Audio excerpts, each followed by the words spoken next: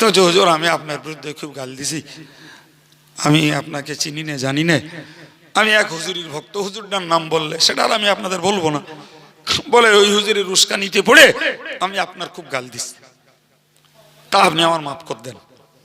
আমি বললাম ভাই আমি তোমাকে ফিজিক্যালি চিনি না, তুমি কি গাল দেছো আমি জানি না, তুমি নিজে গাল দেছো নিজে ক্ষমা চাচ্ছ, তা আমি তোমার কি বলবো, ক্ষমা করবো না বলবো?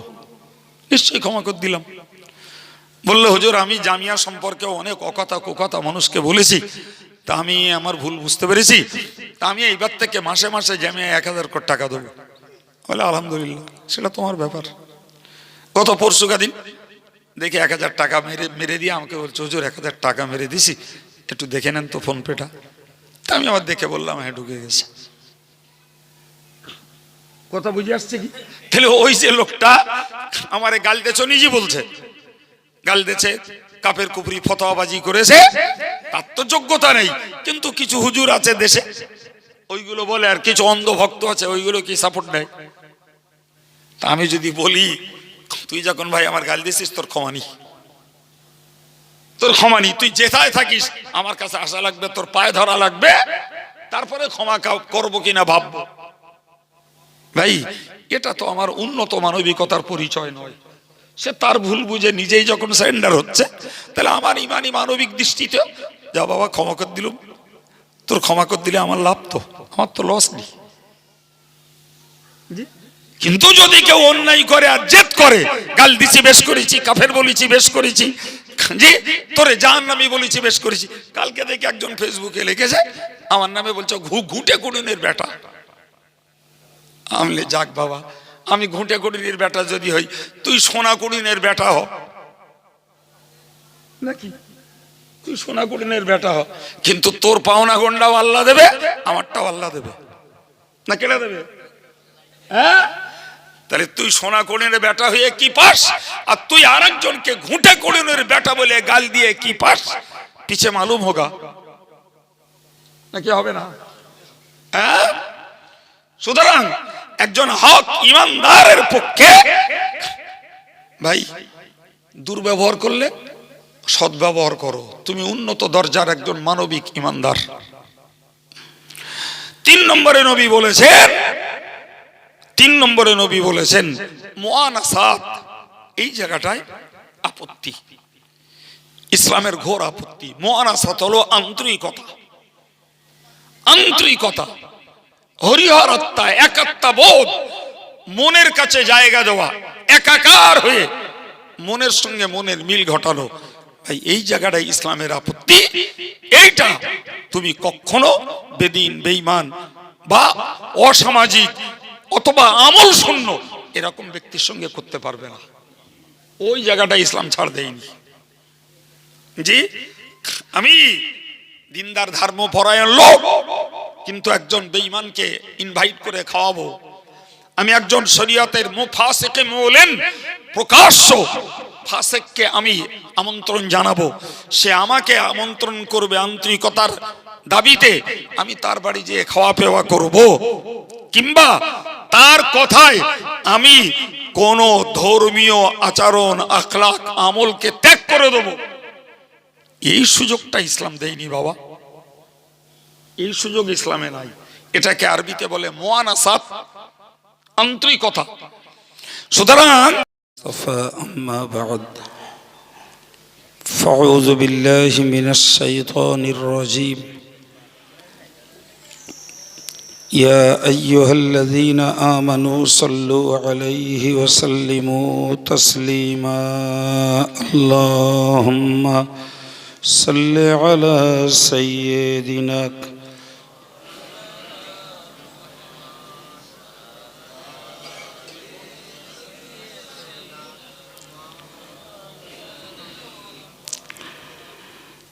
فقد قال الله تعالى في القرآن المجيد وفي الفرقان الحميد أعوذ بالله من الشيطان الرجيم الأخلاء يومئذ بعضهم لبعض عدو إلا المتقين صدق الله العظيم। সম্মানিত ওলামায়ে কেরাম, জ্ঞান পিপাসু দিনদার ইমানদার শ্রোতা মণ্ডলী, শুকরিয়া আল্লাহ পাকের দরবারে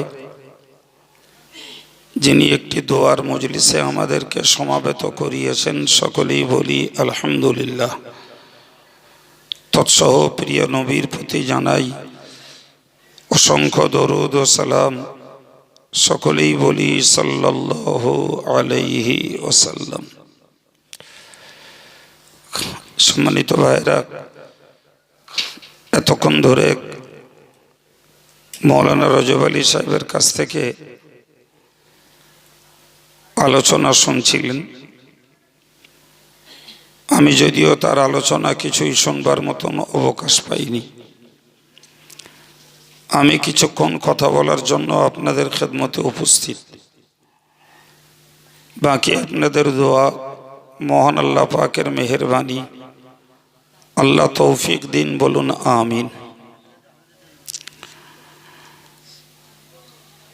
কোরআন শরীফের ছোট্ট একটু অংশ আপনাদের কাছে তেলাওয়াত করেছি।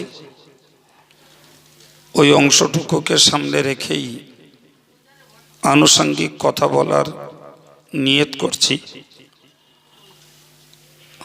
আল্লাহ কবুল করেন। সম্মানিত ভাইরা, কোরআন শরীফের যে অংশটুকু আপনাদের কাছে তেলাওয়াত করেছি, ওই অংশটুকুতে মহান আল্লাহ ব্যক্ত করেছেন,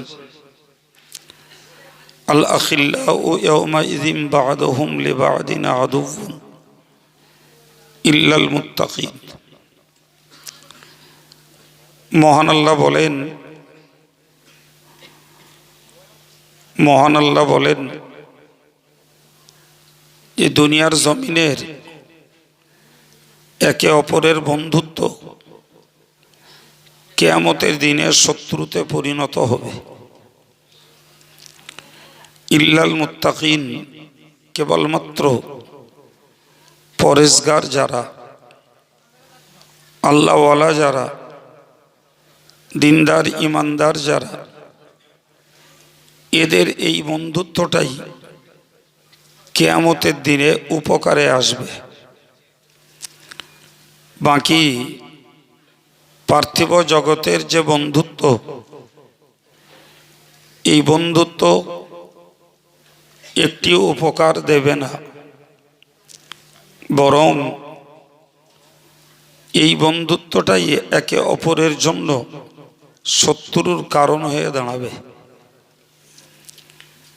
সম্মানিত ভাইরা, আমরা সমাজবদ্ধ মানুষ। এই সমাজবদ্ধ মানুষ হিসাবে একে অপরের সঙ্গে আমাদের সৌহার্দ্য, সম্প্রীতি, ভালোবাসা রেখেই চলতে হয়।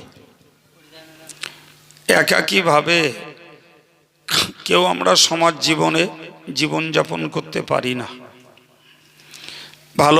ভালো মন্দ মিশ্রিত আমাদের সমাজ, আর দায় বিদায় প্রত্যেকেরই হয়। কেউ নিঃসঙ্গ জীবনযাপন করে সম্পূর্ণ জীবন ব্যবস্থা কাটাবো, এটি বাস্তবিকই সম্ভব না। কেউ যত ধনী হন, আর কেউ বা যত শিক্ষিত হন, কেউ বা যত শক্তিশালী হন, নিঃসন্দেহে প্রত্যেকের প্রয়োজন, না কি বলছেন? এটা এমন একটা সম্পর্ক যে কেউ বড়াইত্ব করে বলতে পারে না যে আমার কারোর লাগবে না, বলার কোনো জায়গা নেই। সম্মানিত ভাইরা, ফলে একে অপরের সঙ্গে সম্পর্ক, বন্ধুত্ব এবং একটা প্রীতি ভালোবাসার মেলবন্ধনে আমাদের জীবনটা কাটে। এটাই সমাজ ব্যবস্থা। সম্মানিত ভাইরা আমার, ঠিক সেইখানটায় দাঁড়িয়ে আমাদেরকে ভাবতে হবে। নবী বলেছেন, আল মারউ মা মান ইউখালিল। কিয়ামতের দিনে একজন মানুষ যার সঙ্গে পৃথিবীতে বন্ধুত্ব করেছিল, তার সঙ্গেই তার হাসরটা হবে। সুবহানাল্লাহ। তার সঙ্গেই তার হাসরটা হবে। তো তার সঙ্গেই তার হাসর হবে যখন, তাহলে আমার বন্ধুত্ব করার সময় ব্যক্তিটাকে নির্বাচন আমাকে করা লাগবে। এই জন্য নবী বলেছেন ফালিয়ানজুর বিমা ইউখালিল। প্রত্যেকটা মানুষের উচিত কর্তব্য হলো কার সঙ্গে বন্ধুত্ব করছে সেটা ভাবনা চিন্তা করে করা।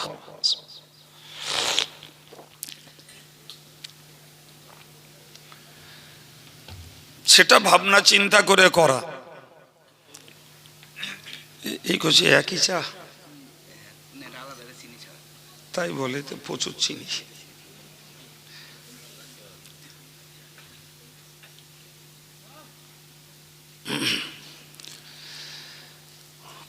রসুলের এই কথাটা আমাদের কাছে খুবই অনুধাবনযোগ্য, যে তুমি পার্থিব জীবনে বন্ধুত্ব কার সঙ্গে করবে ভাবো। দেখুন বাবু, কর্মসূত্রে আমাদের বিভিন্ন জনের সঙ্গে সম্পর্ক রাখতে হয় না, কি বলছেন? একই অফিসে চাকরি করি, সেখানে ভিন্ন ভিন্ন কাস্টের মানুষেরা চাকরি করে। তো কাছাকাছি থাকলে, এক অফিসে কাজ করলে স্বাভাবিকভাবে তাদের সঙ্গে একটা প্রীতি, একটা শুভেচ্ছা বিনিময় হয়েই থাকে। এটা আমার কর্মসূত্র।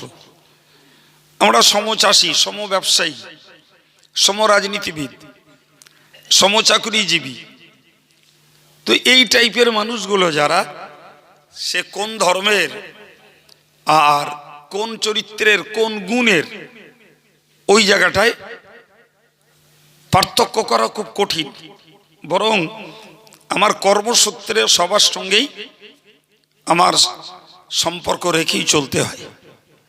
তো ইসলাম এটাকে অসমর্থন করে না, ইসলাম এটাকে সমর্থন দিয়েছে। যে তুমি তোমার মুআমালা, তোমার লেনদেন, তোমার বাহ্যিক আচার আচরণ তুমি কার সঙ্গে করবে, ওটা তোমার জন্য আল্লাহর পক্ষ থেকে অনুমতি রইল। সুবহানাল্লাহ বলেন। ভাই, ওই অনুমতি যদি না থাকতো, বিশ্বাস করুন আমি আপনাকে কিছু হেদায়েতের মেসেজ দিচ্ছি, আমি নিজেই ধরা খেয়ে যেতাম। কেন, আমাকেও একটা সমাজে বাস করতে হয়। তো আমার প্রতিবেশী যারা, তারা বিভিন্ন প্রকৃতির মানুষ, বিভিন্ন চরিত্রের মানুষ, বিভিন্ন আচরণের মানুষ, সবাইকে নিয়েই আমার সমাজ জীবনে চলতে হয়। ফলে ইসলামের এই সুযোগটা নিঃসন্দেহে আমাদের জন্য জাহান্নাম থেকে, পাপ থেকে বাঁচার একটা বড় সুযোগ। তা না যদি আল্লাহ পাক এক কথায় বলতেন লা তুসাহিব ইল্লা তাকিয়ান, একটি হাদিসের বর্ণনায় এসছে যে তোমরা পরেশগার ব্যতীত, খোদা ভীরু ব্যতীত কারোর সঙ্গ দিও না, কারোর সঙ্গ দিও না। বলে ওই নির্দেশটা যদি আমভাবে প্রযোজ্য হতো, তাহলে আমরা বহু মানুষ পাপিষ্ট হয়ে যেতাম। কথা বোঝাতে পারছি? জি। তো আমি আপনাকে বোঝালাম যেটা, এটাকে আরবি পরিভাষায় বলা হয় মুআমালাত। বাংলা অর্থ হলো লেনদেন, আদান প্রদান। তো এই আদান প্রদান শরীয়ত আমাদের জন্য জায়েজ রেখেছে। আমি যে সমাজটাতে বাস করি, সেই সমাজে যে প্রকৃতির মানুষ বাস করুক, আমাকে কখনো তার প্রয়োজন হতে পারে, আর তারও কখনো প্রয়োজন হতে পারে না, পারে না। ফর এক্সাম্পল, আমার বাড়ি একটা কোদাল আছে, ওই মানুষটার একটা কোদালের অভাব হয়েছে, তিনি আমার কাছে চাইছেন। আমার একটা কাস্তের দরকার, আমার নেই, ওই লোকটার আছে। তো আমি আমার কোদাল দিয়ে তাকে সহযোগিতা করতে পারি, আর কখনো কাস্তেটা তার কাছে নিয়ে আমার কাজটা মিটিয়ে নিতে পারি। কখনো তার 10 টাকা ধারের প্রয়োজন, আমি দিয়ে উপকার করতে পারি। কখনো আমার 20 টাকা প্রয়োজন হলে তার কাছ থেকে নিতে পারি। এটা যে ইসলামী আদান প্রদানের একটা বিধান, এটাতে আল্লাহ আমাদের ছাড় দিয়েছে। সত্যিই বলছি, যদি আল্লাহ ছাড় না দিতেন আমরা বিপাকে পড়ে যেতাম। ও শুধু আপনারা না, আমিও, আমার মতন ধর্মীয় দায়িত্বশীল যারা, তারাও বিপাকে পড়ত। কোরআন শরীফের একটা তথ্যে আমরা বুঝি, আল্লাহ পাক কোরআন শরীফে বলেছেন যে আল্লাযীনা হুম আন সালাতিহিম সাহুন আল্লাযীনা হুম ইউরাউন ওয়া ইয়ামনাউনাল মাউন। আচ্ছা, এদের এত কি কাজ ভিতরে?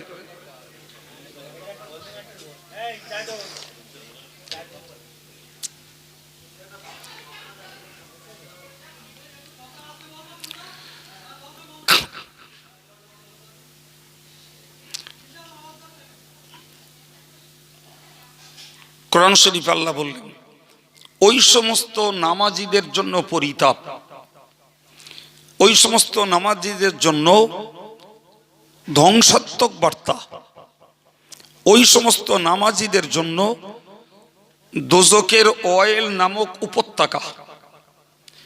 কোরআনের শব্দটা এসছে ফাওয়াইলুল লিল মুসাল্লিন। আফসোস ওই নামাজীদের জন্য, তিনটে মানে।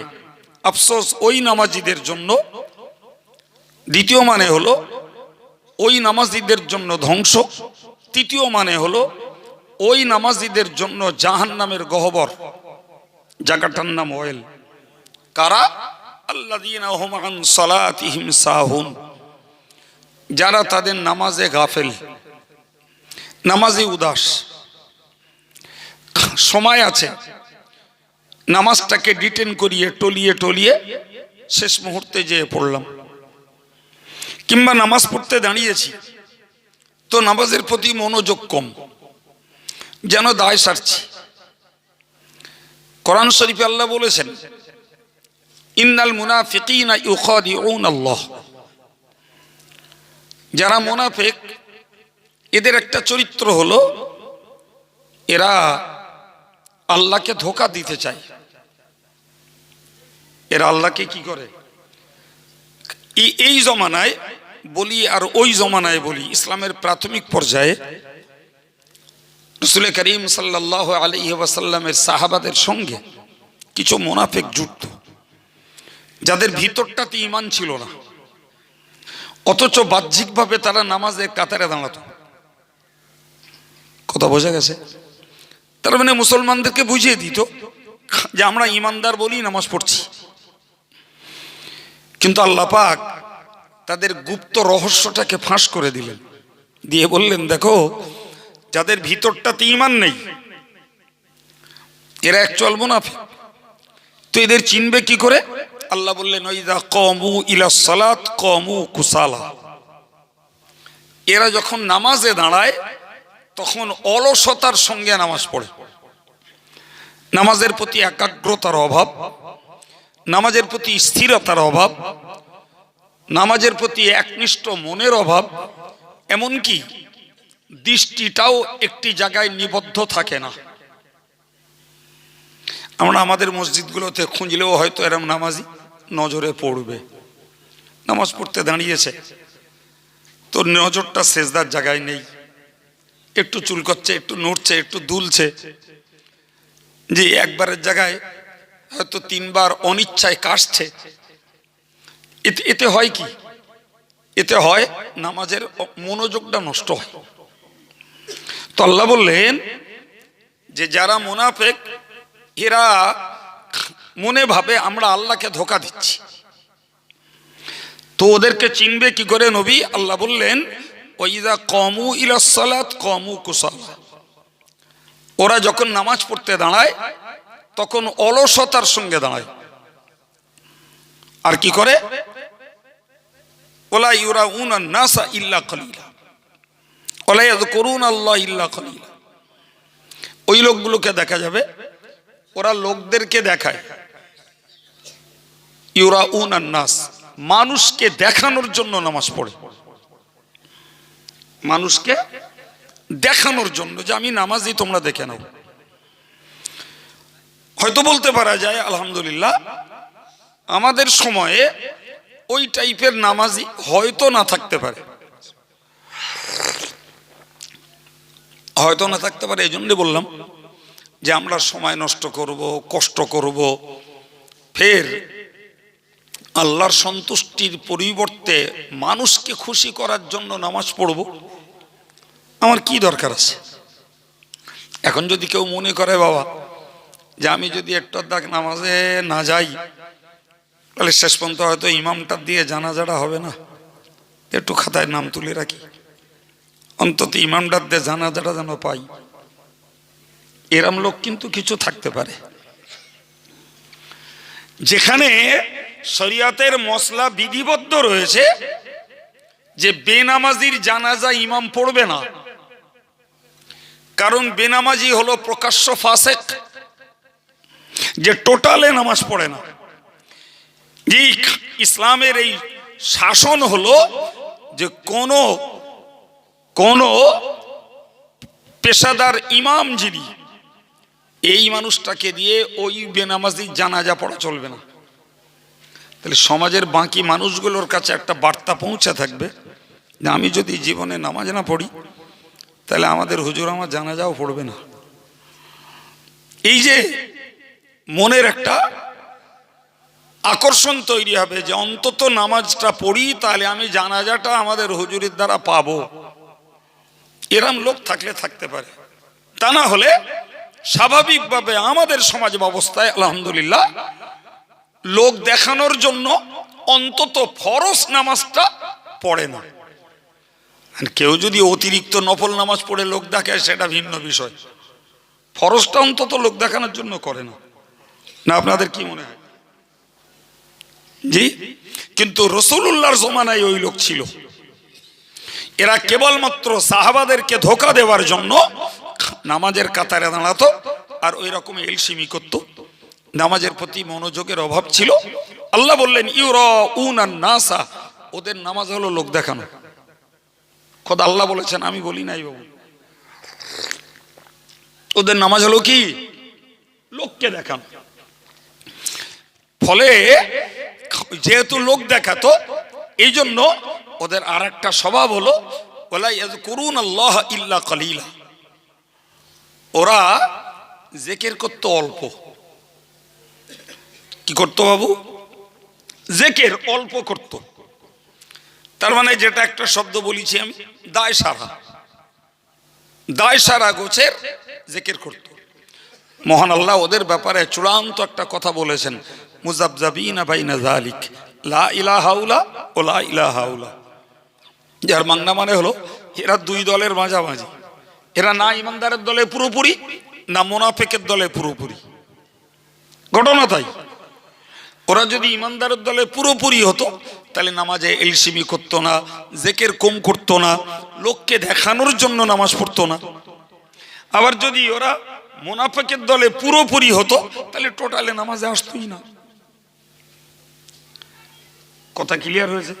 আমি আগের যে সূরাটা বলছিলাম কোরআন শরীফের 30 পারা সূরা মাউনের অংশ, যা আল্লাযীনা হুম আন সালাতিহিম সাহুন, দোজখের অয়েল নামক উপত্যকা ওই লোকগুলোর জন্য বরাদ্দ যারা নামাজে গাফলাতি করে, নামাজে অমনোযোগী, উদাসীন এবং নামাজের ভিতরে স্থিরতার বড় অভাব। সম্মানিত ভাইরা, প্রিয় যুবকেরা, আমি এই জায়গায় দাঁড়িয়ে ছোট্ট একটুখানি মেসেজ দেব, আমার উপকার আপনাদেরও উপকার। জি, যারা সেই চরিত্রের উপরে দাঁড়িয়ে আছেন তাদের জন্য শুকরিয়া, আল্লাহ তাদের কায়েম রাখুন। যারা ওই চরিত্র থেকে দূরে আছি তাদের মনটা তৈরি হলে আশা করা যায় আমাদের সকলের জন্য কল্যাণকর হবে ইনশাআল্লাহ। যেমন ভাই, আমরা নামাজ পড়তে দাঁড়াই, তো নামাজ পড়তে দাঁড়াই, কোরআনের নির্দেশ হলো ফাওয়াল্লু উজুহাকুম শাতরাল মসজিদিল হারাম। তোমরা যখন নামাজে দাঁড়াবে তো তোমাদের চেহারাটাকে কাবামুখী করো। একচুয়াল তো ইবাদত আমরা কাবাকে করি না বাবা, ইবাদত করি আমরা আল্লাহর। ইবাদত করি কাকে? আল্লাহকে। এই কাবাটাকে বলা হয় কিবলা। কিবলা মানে হলো ফিরে তাকানোর একটা কেন্দ্রস্থল।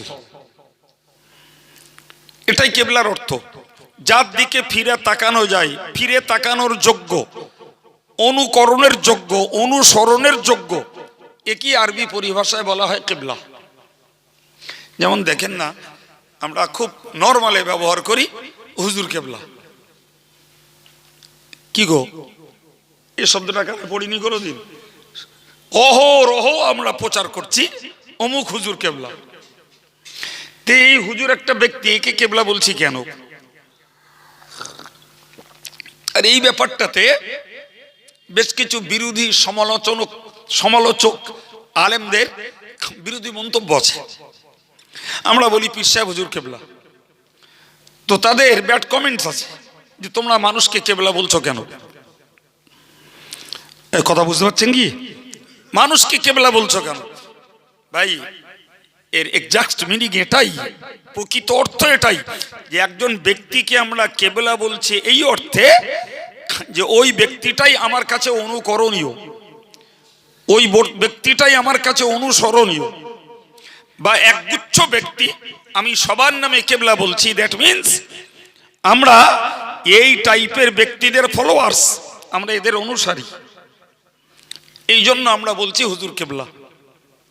তার মানে তার নীতি, তার আদর্শ, তার আখলাক, তার আমল, তার চালচলন, তার বক্তব্য, তার ভাষা আমরা ফলো করি। কথা ক্লিয়ার হয়েছে? তো কাবা শরীফ হলো কেবলা, এটি ফিরে তাকানোর একটি কেন্দ্রস্থল। আমার হৃদয়টাকে কাবার সঙ্গে নিবদ্ধ রাখাই হলো কাবাকে কেবলা বানানোর অর্থ এবং স্বার্থ। তো আল্লাহ বললেন ফাওয়াল্লু উজুহাকুম শাতরাল মসজিদিল হারাম, তোমরা যখন নামাজে দাঁড়াবে তোমার চেহারাটাকে তুমি কাবামুখী করো। কাবা কে আমরা ইবাদত করি না,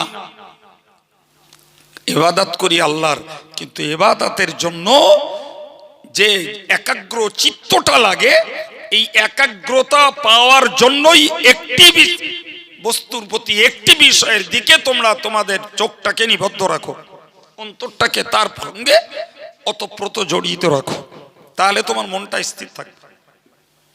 সুবহানাল্লাহ বলেন। তাহলে কি প্রমাণ হলো? প্রমাণ হলো এটাই যে কাবার দিকে ফিরে তাকানোর অর্থ হলো আমাদের চঞ্চল মনটাকে একটা কেন্দ্র বিদ্যুৎ দিকে স্থির রাখা। আর এর জন্য বাহ্যিক পদ্ধতি হলো আমি যখন তাহরিমা বেঁধে দাঁড়াবো আমার নজরটা অল টাইম থাকবে আমার সেজদার জায়গায়। এক জায়গায় মন, চোখটাকে রাখুন, মনটা ওখানে দাঁড়িয়ে যাবে। চোখ যখন এক জায়গায় থাকবে না, কলব এক জায়গায় থাকবে না। চোখ হলো কলবের জানালা, এ দরজা খোলা মানে কলব চঞ্চল, ও সারা দুনিয়া ঘুরে বেড়াবে। আমার প্রদর্শিত যত জায়গা রয়েছে আমার মন সেখানে ঘুরে এসছে। আমি এখানে বসে আছি, আমার মন মক্কায় চলে গেছে। আমি এখানে বসে আছি, আমার মন কর্মস্থলে। আমি এখানে বসে আছি, আমার মন জল করে, আমার মন মার্কেটে। পৃথিবীর সব থেকে দ্রুত গতি হলো মনের, মনের থেকে দ্রুত গতি কারণ নেই। কথা বোঝা গেল? তো চোখ যদি আমার এদিক ওদিক করে, মনও কি বলেছি বলেন, ওরে নামাজে ধরে রাখা যাবে না, ওদিক ওদিক ছুটবে। তো আল্লাহ বললেন নামাজে তুমি যখন দাঁড়াবে তুমি তখন সেজদার জায়গায় তোমার নজরটাকে রাখো। তুমি যখন রুকুতে যাবে তোমার পায়ের আঙ্গুলের মাথায় নজরটাকে নিবদ্ধ করো।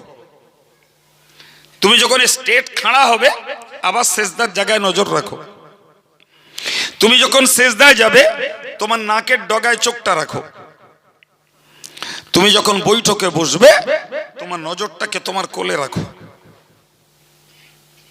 ভাই, আমরা যদি নামাজের এই পরিবর্তিত হালাত, কখনো দাঁড়ানো, কখনো রুকু, কখনো খাড়া হয়ে সামি আল্লাহু লিমান হামিদা, কখনো সেজদায়, আবার কখনো সেজদা থেকে মাঝখানে বসা, এই যে হালাতগুলোর পরিবর্তন হচ্ছে, পরিবর্তিত অবস্থাতেও আমাদের নজরগুলোকে কোথায় রাখবো ভাই, সেটাও কেতাবে ইন্ডিকেট করা আছে, চিহ্নিত করা আছে, এখানে রাখো। বিশ্বাস করুন, যারা আন্তরিকভাবে নামাজ পড়েন, এই পদ্ধতিটাকে মনে করে দেখবেন, সত্যি সত্যি নামাজের প্রতি প্রীতি, মহাব্বত, একাগ্রতা বেড়ে যাবে। বিশ্বাস না হয় আপনি নিজে পরীক্ষা করে নেবেন।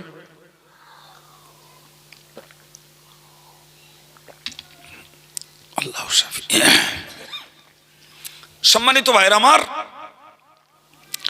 এর পরেরটা বুঝুন। আমি কেন এ কথা আপনাকে শোনালাম?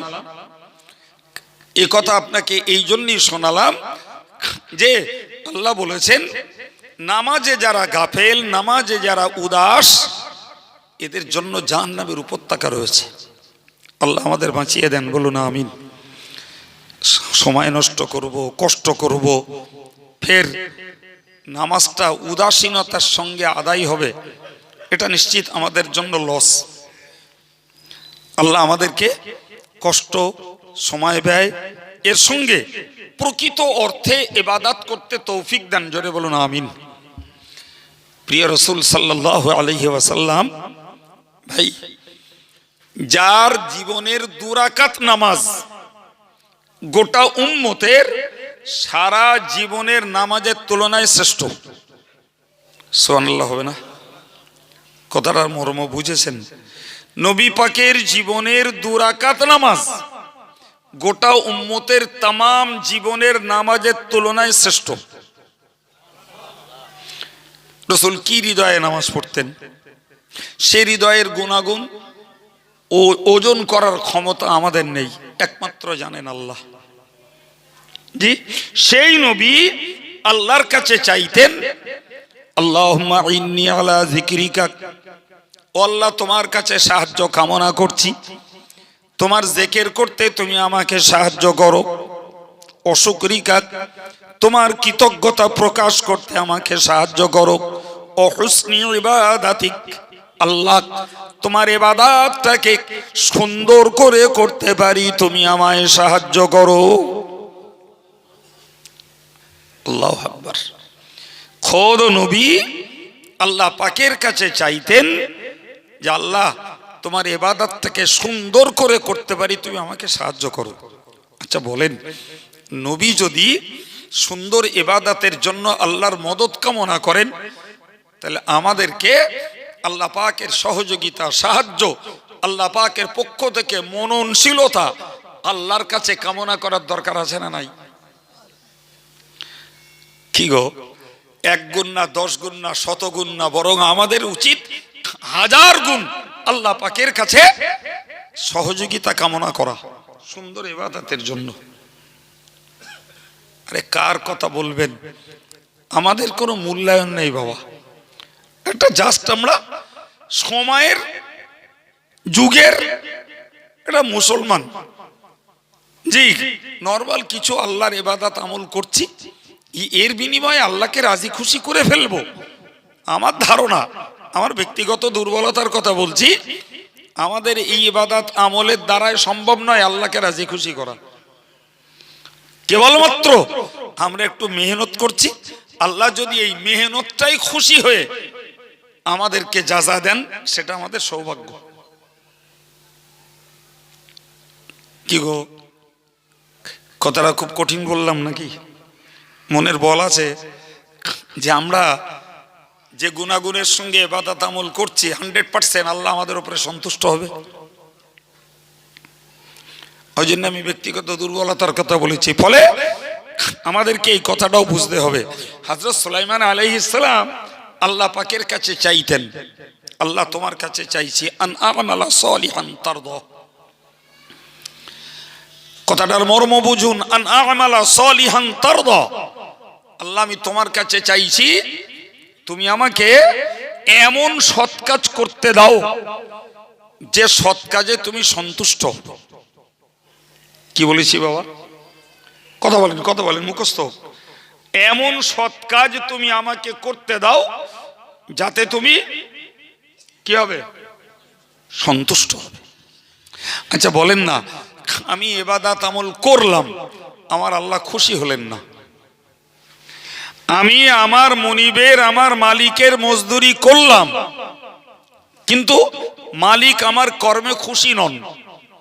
তিনি তো আমাকে বেতন দেবেন না, ওজন ধমকাবেন। কথা বলেন। তাহলে যদি আমার পৃথিবীর একজন মুনিব, তিনি যদি আমার কর্মে খুশি না হন, বেতনের পরিবর্তে ধমক দেন, এ কাজ করলি কেন?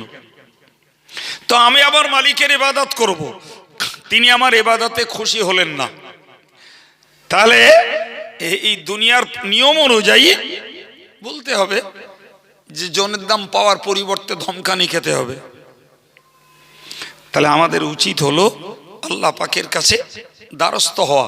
আল্লাহ, তুমি আমায় এমন ইবাদত করতে দাও, আমার নামাজ, আমার রোজা, আমার জিকির, আমার তাসবিহ, আমার সাদকা, আমার ফিতরা, আমার কোরবানি এমন ভাবে করতে দাও যাতে তুমি খুশি হও। সুবহানাল্লাহ। তুমি সন্তুষ্ট হলে আমার শ্রম, আমার ইবাদত সার্থক। তুমি যদি সন্তুষ্ট না হও, তাহলে আমার শ্রম পণ্ডশ্রম, ব্যর্থ। বিশ্বাস করুন, আমরা যতই ধার্মিক হই, যতই ধার্মিক আমরা হই, এই জাতীয় কামনা বাসনা থেকে আমরা নির্ভীক হতে পারবো না। কামনা বাসনা থেকে আমরা নিশ্চিত থাকতে পারবো না। বরং এই জাতীয় কামনা আল্লাহ পাকের কাছে আমাদের পেশ করাই লাগবে। হযরত সুলাইমান বলতেন, ওয়াদখিলনি বিরহমাতিকা ফি ইবাদিকা সালিহিন। আল্লাহ, আপনি আপনার দয়ায়, সুবহানাল্লাহ বলেন, আল্লাহ আপনি আপনার দয়ায়, আমার জ্ঞানে, আমার গুণে, আমার যোগ্যতায়, আমার ইবাদতে, আমার সাধনায় নয়, আপনার দয়ায় আপনি আমাকে নেককার হিসাবে কবুল করুন। সুবহানাল্লাহ। একজন আল্লাহ পাকের নবীর বক্তব্য যদি এই হয়, তাহলে আমাদের বক্তব্য কি হওয়া উচিত? জি, একজন নবীর বক্তব্য, আল্লাহ আপনি আপনার দয়ায় আমাকে নেককার হিসাবে কবুল করুন। আল্লাহ আপনার দয়ায় আমাকে নেককারের দলভুক্ত করুন। আল্লাহ আপনি আপনার দয়ায় আমাকে একজন সৎ কর্মশীল ব্যক্তি হিসাবে আপনি মঞ্জুর করুন। এটা যদি হযরত সুলাইমান আলাইহিস সালামের দোয়া হয়, এবার বলেন বাবা, আমাদেরকে কে হাফেজ, কে মাওলানা, কে পীর, কে পীরজাদা, আর কে সাধারণ জনগণ, ওটা পরে মূল্যায়ন হবে। আমরা সবাই আল্লাহর বান্দা এবং আল্লাহ পাকের আমলের ময়দানের আসামি। আমাদের সবাইকে আল্লাহ পাকের কাছে এই কামনা করা লাগবে, আল্লাহ আপনি দয়া করে আমাদেরকে নেককার হিসাবে কবুল করুন। নাকি বলতে হবে না? কি ভাবছেন? হ্যাঁ, বিশ্বাস করুন, আমি দিনদার, ধার্মিক, আল্লাহওয়ালা মানুষদের সেই আল্লাহওয়ালার পথে আরো একটু আমরা উন্নত হই, আরো একটু নিরাপত্তা লাভ করি এবং আরো একটা মানসিক নিশ্চিন্তের স্বস্তি পাই, তার জন্যই আলোচনা আমাদের যথেষ্ট উপকারের। আমি কি কথা বলতে বলতে এই জায়গায় এসেছি বাবু, ফিরে চলুন, আমি সেখানটায় নিয়ে যাব আপনাকে। আমি আপনাকে বলছিলাম যে দোজখের অয়েল নামক উপত্যকা ওই মানুষগুলোর জন্য যারা নামাজে গাফলাতি করে। আর আমরা যেহেতু নামাজি, তাহলে নামাজির গাফলাতি হওয়াটা স্বাভাবিক। যে বেনামাজি তার গাফলাতি নেই, ও তো টোটালি নামাজ পড়ে না। গাফলাতি তো তার যে আদায় করে। গাফলাতি কার? আরে বাবা, যে পড়তে বসে তারে মাস্টার মশাই, তারে আব্বা মা বলে মনোযোগের সঙ্গে পড়, আর যে মোটে পড়তে বসে না, ওরে কি বলবে? মনোযোগের সঙ্গে পড়তে বলবে? হ্যাঁ, তাহলে যে নামাজি তার প্রতি খোদাই নির্দেশ, তুমি মনোযোগের সঙ্গে আদায় করো, গাফলাতি করো না, গাফলাতি করো না। জি প্রিয় ভাইরা আমার, যে মোটে নামাজি নয় তার ক্ষেত্রে বার্তা ছিল আকিমুস সালাত, তুমি নামাজটা কায়েম করো, মনোযোগটা পড়ে, আগে ওতে ঢোকো, আগে ওতে ওই কাজটাতে তুমি নাম নথিভুক্ত করো, নামাজি নামটা তোমার আগে হোক, তারপরে তোমার জন্য মেসেজ হবে, মনোযোগের সঙ্গে করো। সম্মানিত ভাইরা আমার, কোরআন শরীফের বার্তা মহান আল্লাহ জানিয়েছেন, মহান আল্লাহ জানিয়েছেন, লিয়াবলুয়াকুম আইয়ুকুম আহসানু আমালা। বান্দা, তোদের জীবন দিয়েছি আর মরণ তোদের দেব, মরণ তোদের পিছনে ছুটছে, সময়ের অপেক্ষা, সময় হলে মরণ তোকে অ্যাটাক করবেই। আমি আল্লাহ নির্ধারিত সময় দিয়েছি, ফলে মরণ তোকে ধরেছে এ পায় না। কি বুঝলেন? ইমাম গাজ্জালি লিখেছেন, যখন থেকে একটা মানুষ ভূমিষ্ঠ হয় তখন থেকেই মরণ তার পেছনে ছোটে। আল্লাহু আকবার। এবং ব্যক্তিটা থেকে মৃত্যুর একটা ব্যবধান থাকে, এই ব্যবধানটা করে রাখেন আল্লাহ। যখন আল্লাহর কলমে তার নির্ঘণ্ট মৃত্যুর সঠিক সময় হয়ে যায়, ব্যবধানটাকে আল্লাহ ঘনিষ্ঠ করে দেয়, মরণ তার উপরে আক্রমণ করে। আল্লাহ বললেন, এই যে তোমাকে পাঠিয়েছি আর মরণ তোমাকে দেব, একটাই মাত্র পরীক্ষা করার জন্য, আইয়ুকুম আহসানু আমালা, কে কত সুন্দর কাজ করতে পারো। সুবহানাল্লাহ বলে। জ্ঞানী মানুষ যারা তারা জানেন, আমি বাবু অত লেখাপড়া জানি না, পেলেন বলছি, মনে রাখুন, সুন্দর আর বেশি দুটো বাংলা শব্দ। সুন্দরটা হলো একটা কোয়ালিটি, বেশিটা হলো একটা কোয়ান্টিটি। আল্লাহ পাক বান্দার কাছে চাননি বান্দা তুমি দম ভরে ইবাদত করো, আল্লাহ চাননি। তুমি হরদম নামাজ পড়ো, একবারও আল্লাহ চাননি। তুমি প্রত্যেক দিন রোজা রাখো, নেভার, আল্লাহ চাননি। তুমি জিকির করে আর তাসবিহ পড়তে পড়তে সংসার শিখেই তুলে দিলে, না, ইসলাম ওরম ধর্ম শেখায়নি। তুমি টাইমলি নামাজ পড়ো, টাইমলি জিকির করো, টাইমলি তাসবিহ পড়ো, টাইমলি রোজগার করো, পরিবারের ভারসাম্য রক্ষা করো। জি, ইসলাম এই ধর্ম। তুমি জিকির তাসবিহ পড়তে পড়তে সংসার শিখে তুলে দিলে, বাপ মার সেবা নাই, বিবি বাচ্চার পরিষেবা নেই, না, ও ইসলাম আমার আল্লাহ আমার রাসূল শেখাননি। কথা ক্লিয়ার হচ্ছে? আল্লাহ পাকের বক্তব্য হলো, তুমি যে ইবাদতটাই করছো সেটা সুন্দর করে করো। ওইখানটায় অসুন্দরটা আমি আল্লাহর কাছে গ্রহণযোগ্য নয়। আমি আপনাদেরকে বলবো, আলহামদুলিল্লাহ, আমরা যথেষ্ট আলেম ওলামাকে ভক্তি করি, কোরআন সুন্নাহকে আমরা মহব্বত করি, ওয়াজের প্রতি আমাদের যথেষ্ট হৃদয়তা রয়েছে বাবু জি।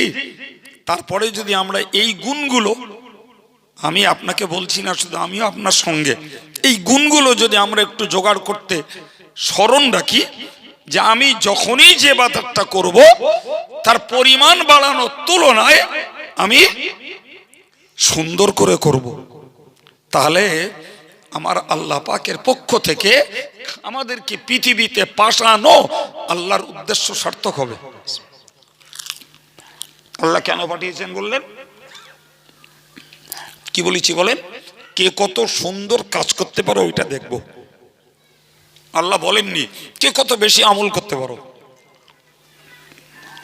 কথা বোঝাতে পারছি বাবা? মনে রাখুন, ভালো করে মুখস্থ করুন।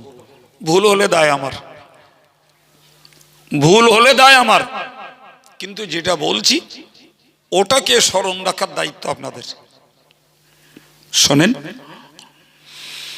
আল্লাহু আকবার। গোটা কোরআনে কোথাও বেশি করে নামাজ পড়ার কথা বলা নেই, গোটা কোরআনে কোথাও বেশি করে রোজা রাখার কথা বলা নেই, গোটা কোরআনে কোথাও বেশি করে যাকাত দেওয়ার কথা, হজ করার কথা বলা নেই। আপনারা মনে মনে ভাবছেন সে কি কথা, হুজুর আজকে নতুন কথা শোনাচ্ছে, বেশি নামাজ, বেশি রোজা, বেশি যাকাত, বেশি হজ, এসব কথা কোরআনে নেই। আমি দায়িত্ব নিয়ে বলছি, কোরআনে নেই। জি, আপনি যদি একটু ব্যাখ্যা নেন আপনি বাস্তবে বুঝে যাবেন। ভাই ধরে নিন দৈনিক 5 ওয়াক্ত নামাজ মিলে 17 রাকাত ফরজ নামাজ। ক রাকাত বললাম বাবা? 17 রাকাত।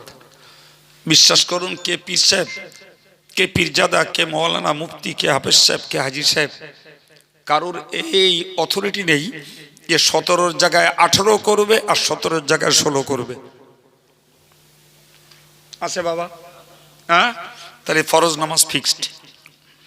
দৈনিক 3 রাকাত ওয়াজিব নামাজ, ওটা ফিক্সড, ওটা ফিক্সড। 4ও হবে না, 2ও হবে না।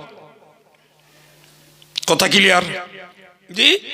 ফজরে 2 রাকাত সুন্নাত, জোহরে 6 রাকাত সুন্নাত, 6 আর 2 8, মাগরিবে 2 10, এশায় 2 12।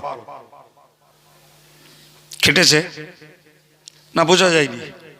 তাহলে দৈনিক 12 রাকাত আমাদের জন্য সুন্নত নামাজ, বাকি যেটা পড়ছি ওটা নফল। ক্লিয়ার? ফরজ, ওয়াজিব, সুন্নাত, টোটাল নামাজ সম্ভবত 40 রাকাত। জি। 40 রাকাত নামাজের ভিতরে 17 রাকাত ফরজ, 3 রাকাত ওয়াজিব, 17 3 20, 12 রাকাত সুন্নাত, 32, 8 রাকাত নফল। কথা বোঝা গেছে কি? হ্যাঁ, মনে রাখুন ভালো করি ভাই। এই যে টোটালে 5 ওয়াক্ত নামাজ মিলে 40 রাকাত নামাজ, এগুলো তো নরমালে একজন নামাজি পড়ে থাকেন, এটা নরমাল ডিউটি। কিন্তু ওভার টাইম যদি কিছু করতে পারি, সেইটাতেই বেশি কমের প্রশ্ন। কথা ভালো করে ভেঙে বুঝুন, এই জায়গাটায় বেশি কমের প্রশ্ন নেই। এটা যারা বোনাফাইড মুসল্লি, নিত্য নামাজি যারা, তারা নরমালে এই 40 রাকাত নামাজ পড়ে থাকে। যদিও একটা অপ্রাসঙ্গিক কথা, আমাদের দেশের কিছু মতবাদের লোক আছে, তারা সম্প্রতিকালে নফল পড়া বাদ দিয়েছে, কেউ আবার সুন্নত পড়াও বাদ দিয়েছে। ইভেন সৌদির বর্তমান কালচার, তারা ফরজ পড়ে হু করে বেরিয়ে যায়। আমাদের চোখের সামনে আমরা একাধিকবার দেখেছি, লক্ষ লক্ষ মানুষ স্রোতের মতন বেরিয়ে চলে যাচ্ছে। তার মানে কি? বাকি নামাজ পড়ার প্রতি ওদের কোনো টান নেই। আল্লাহ শুকরিয়া আদায় করছি, আমাদের বাঙালি মুসলিম সমাজ এই আধুনিক কালের ফিতনা ছাড়া, আধুনিক কালে কিছু জওয়ানি ফিতনা তৈরি হয়েছে ইউটিউবের মাধ্যমে।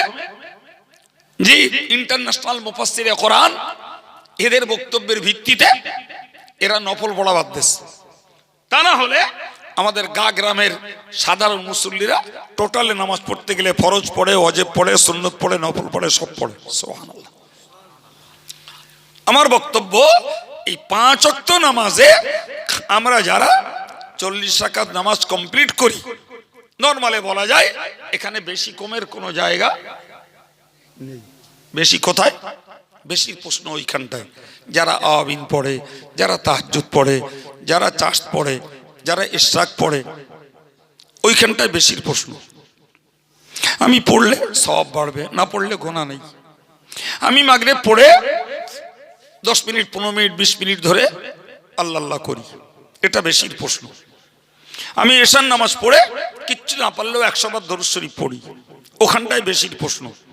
আমি ফজর পড়ে কিছু জিকির করি, তাসবিহ পড়ি, সুবহানাল্লাহ, তাহমিদ পড়ি, আলহামদুলিল্লাহ, তাহলিল পড়ি, লা ইলাহা ইল্লাল্লাহ, তাকবীর পড়ি, আল্লাহু আকবার, প্রত্যেকটা সওয়াব রয়েছে, ওইখানটায় বেশি প্রশ্ন। তো আমার বক্তব্য হলো, কোরআনের দাবি তুমি বেশি করছো, ওটা আমার দাবি নয়। তুমি যেটাই করছো ওটা সুন্দর করে করো। সুবহানাল্লাহ। এখন শবে বরাতে কেউ 10 রাকাত নফল পড়লো, কেউ বললো আমি 100 রাকাত পড়েছি। তা পড়ো বাবা, আল্লাহ তোমার তাকাত দেয়, তুমি পড়ো। কদরের রাতে কেউ 4 রাকাত, 6 রাকাত, 8 রাকাত, 12 রাকাত নফল পড়ে। কেউ বললো আমি তারাবির পরে বাড়ি যেয়ে আরো 50 রাকাত পড়েছি। পড়ো, তোমার সওয়াবের পাত্র বাড়বে। কিন্তু ওই বেশির ক্ষেত্রে আমাকে বুঝতে হবে আল্লাহ পাক আমার কাছে বেশি চান না। কি চেয়েছেন? জোরে বলেন। সুন্দর করো। আমি তাসবিহ পড়লাম, সুবহানাল্লাহ, সুবহানাল্লাহ, সুবহানাল্লাহ, সুবহানাল্লাহ, সুবহানাল্লাহ, সুবহানাল্লাহ, সুবহানাল্লাহ, তা আমি 10 মিনিট পড়ে ফেললাম, সহজেই 1000 বার পড়ে ফেলবো। আর একজন ব্যক্তি সুবহানাল্লাহ, সুবহানাল্লাহ, সুবহানাল্লাহ, তার হলো 100 বার। তো আল্লাহ পাক ওই 1000 বার চাননি, আল্লাহ 100 বারটা চাইছেন তুমি সুন্দর করে বিশুদ্ধ ভাবে তুমি পড়ো। কেউ কলমা খানিতে যে পড়ছে লা ইলাহা ইল্লাল্লাহ মুহাম্মাদুর রাসূলুল্লাহ, লা ইলাহা ইল্লাল্লাহ মুহাম্মাদুর রাসূলুল্লাহ, লা ইলাহা ইল্লাল্লাহ মুহাম্মাদুর রাসূলুল্লাহ, পড়ো না বাপ, কিচ্ছু হবে না ওতে, ও তো সব হবে না, ওজন বেঈমান হওয়ার ভয় আছে, সব তো দূর কিনার। কারণ লা ইলাহা ইল্লাল্লাহ মুহাম্মাদুর রাসূলুল্লাহ এর বিনিময়ে 10টা গুনাহ মাফ হয়, 10টা দরজা বৃদ্ধি পায়, 10টা সওয়াব হয়। সুবহানাল্লাহ হবে না জি? কিন্তু একটা লোক যখন এই বিশুদ্ধ ভাবে না পড়ে দ্রুততার সঙ্গে সংখ্যা বাড়াচ্ছে, তার মানে দাঁড়াচ্ছে আগেরটার মানে ছিল আল্লাহ ছাড়া উপাস্য নেই, আর পরেরটা মানে দাঁড়াচ্ছে আল্লাহ ছাড়া অবশ্যই উপাস্য আছে।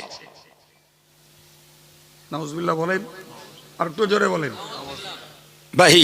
কোরআনের বার্তা লা ইলাহা ইল্লা হুয়ার রহমানুর রহিম, আল্লাহ ছাড়া উপাস্য কেউ নেই। তাহলে যেখানে আমাদের মৌলিক বিশ্বাস হলো আল্লাহ ছাড়া উপাস্য কেউ নেই, আমি অর্থ না বুঝে দ্রুত থেকে দ্রুত করার জন্য, সংখ্যার পরিমাণটা বাড়ানোর জন্য আমি দ্রুত পড়লাম, সেখানে মানে দাঁড়ালো আল্লাহ ছাড়া অবশ্যই উপাস্য আছে। ভাই আল্লাহ ছাড়া অবশ্যই উপাস্য আছে এটা বললে ঈমান থাকবে না যাবে? এবার বুঝুন বেশি আর সুন্দরের পার্থক্য।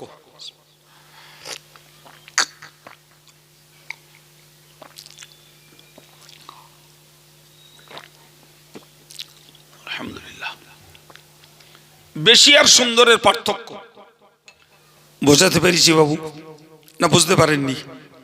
নামাজি মানুষদের জন্য অবশ্যই না বোঝার কিছু নেই। আমি কি বলতে বলতে এই পর্যন্ত এগিয়ে এসেছি। আমি আপনাকে বোঝাচ্ছিলাম যে নামাজে যারা উদাস হয় তাদের জন্য রয়েছে দোজখের অয়েল নামক উপত্যকা, তাদের জন্য বরাদ্দ। সম্মানিত ভাইরা আমার, সুতরাং আমরা যারা ইবাদত আমলে পরিশ্রম করি আমাদেরকে এই কথাটা মুখস্থ রাখতে হবে যে আমার আল্লাহ আমার পরিমাণটা বেশি চাননি, সুন্দরটা চেয়েছেন, সুন্দরটা চেয়েছেন। আমি কত সুন্দর করতে পারছি, কতটা মনোযোগের সঙ্গে করতে পারছি, আমার চিত্ত কতটা একাগ্র, এটা আল্লাহ দেখতে চান। সম্মানিত ভাইরা, কোরআন শরীফে আল্লাহ বললেন আল্লাযীনা হুম ইউরাউন, মানুষের সাধারণ স্বভাব হলো লোককে দেখিয়ে ইবাদত করা, লোক দেখানো নামাজ পড়া, লোক দেখানো জিকির করা, লোক দেখানো তাসবিহ পড়া। আমাদের প্রত্যেককে আল্লাহর কাছে দোয়া করা দরকার যে আল্লাহ আমাদের কোনো ইবাদত আমল যেন লোক দেখানি না হয়, বরং তোমার সন্তুষ্টির জন্য হয়। আমি এক্ষেত্রেও বলবো, আমি আপনাকে শুধু নির্দেশ করছি না, ওই যোগ্যতা আমার নয়, বরং ভাই ভাই আলোচনা করছি, আমারও ও গুণ অধিকার করতে হবে, আপনাকেও ও গুণধারী হওয়া লাগবে। আমার আল্লাহ বললেন ওয়ামনাউন আল মাউন। আমার এটাই ছিল আজকের প্রথম বক্তব্য, সেই কথাটা বোঝাতে যে আমি এতটা কথা বলে ফেলেছি। আল্লাহ বললেন যে দোজখের অয়েল নামক উপত্যকা ওই মানুষদের জন্য যারা সাধারণ গৃহস্থালী উপকারের বস্তু অন্যকে দিয়ে উপকার করতে বাধাপ্রাপ্ত হয়, বাধা দেয়। আমি আপনাকে বলেছিলাম কয়েক মিনিট আগে, বললেই মনে পড়বে যে আমার বাড়ির কোদালটা চাইছেন আমার প্রতিবেশী একজন অধার্মিক ব্যক্তিত্ব, আর আমার প্রয়োজনে আমি তার বাড়ি থেকে কাস্তেটা চাচ্ছি, মনে আছে?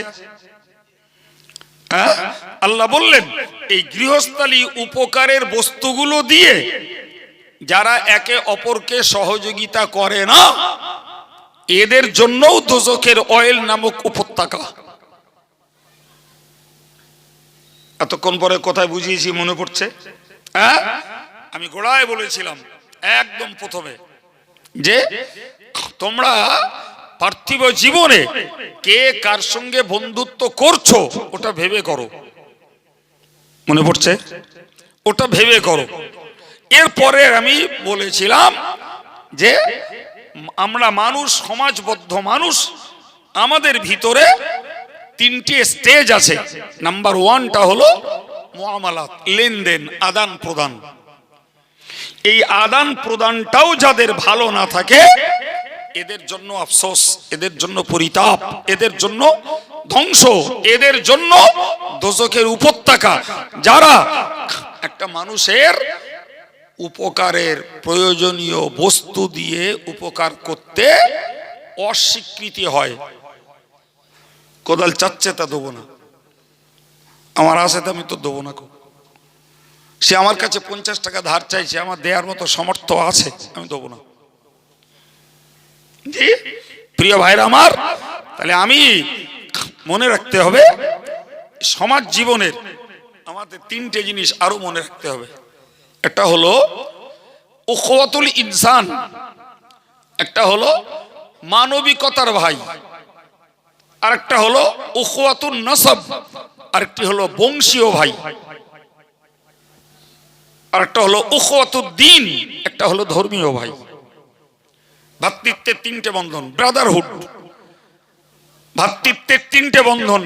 প্রথমটা মনে রাখতে হবে, আমরা কোন ধর্মের ওটা বিচার নয়, সবাই মানুষ। সবাই কি, সে হিন্দু না জৈন না খ্রিস্টান না বৌদ্ধ, সে মানুষ। এই মাথায় ঢুকছে কি, মানুষ হিসাবে ভ্রাতৃত্বের বন্ধন বজায় রাখতে হলে মানবিক ব্যবহারটা রাখা চাই। ইসলাম এরকম সংকীর্ণ ধর্ম না যে ও হিন্দু অ্যাক্সিডেন্ট করেছে বলে ওর সেবা দেব না, এরকম সংকীর্ণ ধর্ম ইসলাম নয়। ও হিন্দু বলে একটা রোগে পড়েছে, তাকে 10 টাকা সাহায্য করব না, এই ধর্ম ইসলাম নয়। এটাকে বলা হয় উখওয়াতুল ইনসান, মানবিকতার ভাই ও আমার। জি, এটাকে ইন্টারন্যাশনাল ব্রাদারহুড, আন্তর্জাতিক ভ্রাতৃত্ববোধ বলে। সর্বধর্মের জন্য মুসলমানকে এই চরিত্র, এই গুণ, এই আচরণ দেখানো দরকার।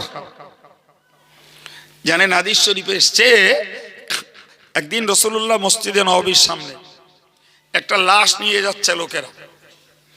রাসূলুল্লাহ লাশটাকে দেখে উঠে দাঁড়ালেন, লাশটাকে দেখে উঠে দাঁড়ালেন। লাশটা যখন লোকেরা নিয়ে চলে গেল, তো সাহাবীরা নবীকে বললেন, ইয়া রাসূলুল্লাহ আপনি দাঁড়ালেন যে, কিন্তু ওই লাশটা একটা ইহুদির লাশ। কার লাশ? তো সাহাবারা যেন বলতে চাইলেন যে আপনি ইহুদির লাশ দেখে দাঁড়ালেন। প্রিয় নবী বললেন, আওয়ালাইসাত নাফসুন, তোমরা বলছো ইহুদি, লোকটা কি মানুষ না? আমি তার মানবতাকে, মনুষ্যত্বকে স্যালুট করেছি। সে মানুষ, তার মানবিকতাকে আমি স্যালুট করেছি, মর্যাদা দিয়েছি। ধর্মভিত্তিক মর্যাদা আমি তাকে দেইনি। কি বুঝলেন? জি, এটাই হলো আন্তর্জাতিক ভ্রাতৃত্ববোধ। এটা ইমানদারেরও থাকতে হবে।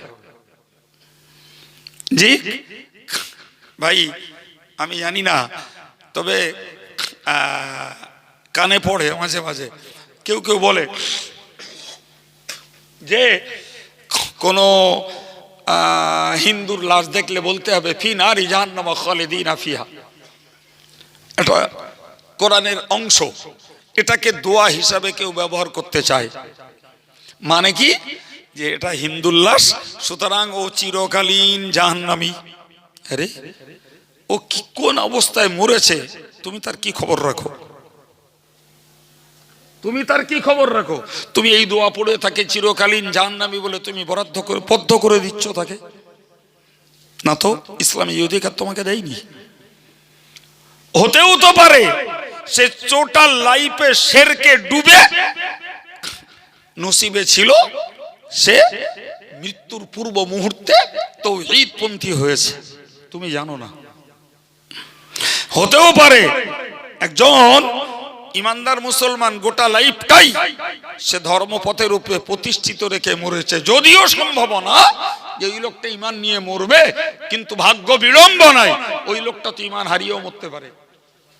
তাহলে তুমি একজন ইমানদার হিসাবে কাউকে জান্নাতের নিশ্চিত সার্টিফিকেট দেবে, আর একজন কাফের হিসাবে কাউকে তুমি নিশ্চিত জাহান্নামী বলে সার্টিফিকেট দেবে, এই অধিকার তোমাদের দেয়া হয়নি। এই অধিকার তোমাদের দেওয়া হয়নি। কি বলেছি বাবু? একটা মানবিক ভ্রাতৃত্ব বোধ। নাম্বার 2 মনে রাখুন, আরেকটি হলো উখওয়াতুন নাসাব, বংশীয় ভ্রাতৃত্ববোধ। কি বলেছি বাবা? বংশীয় ভ্রাতৃত্ববোধ। আমার বংশের লোক অমুক, সে ধার্মিক না। আমার বংশের লোক অমুক, সে সুদখোর। আমার বংশের লোক অমুক, সে নামাজ পড়ে না। আমার বংশের লোক অমুক, সে গান শোনে, কি গান ভক্ত। আমার বংশের লোক অমুক, সে অবৈধ রোজগার করে, ইত্যাদি বহু দোষের মানুষ থাকতে পারে। তারপরেও সে আপনার বংশীয় ব্যক্তিত্ব হিসাবে সে আপনার ভাই, সে আপনার ভাই। নাম্বার 3 উখওয়াতুদ্দিন, ধর্মীয় ভাই। উখওয়াতুদ্দিন মানে ধর্মীয় ভাই। तमाम পৃথিবী জুড়ে যেখানে ঈমানদার থাক, যেখানে ঈমানদার থাক, আল্লাহ পাক নবী বলেছেন ও তোমার ভাই। সুবহানাল্লাহ, ও তোমার ভাই। হুজুর বলেছেন আল মুমিনু লিল মুমিনি কাল বুনিয়ান, একজন ইমানদার আর একজন ইমানদারের জন্য একটা দেওয়াল স্বরূপ।